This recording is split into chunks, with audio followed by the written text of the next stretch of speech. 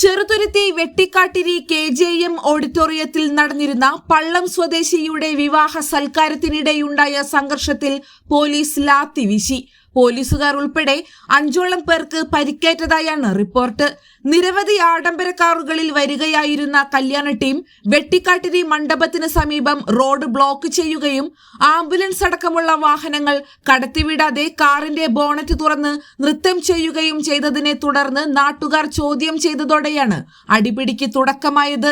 നാട്ടുകാരായ ഒരു വയോധികനെ യുവാക്കൾ ചേർന്ന് അതിക്രൂരമായി മർദ്ദിച്ചതോടെ സംഘർഷം രൂക്ഷമാവുകയായിരുന്നു.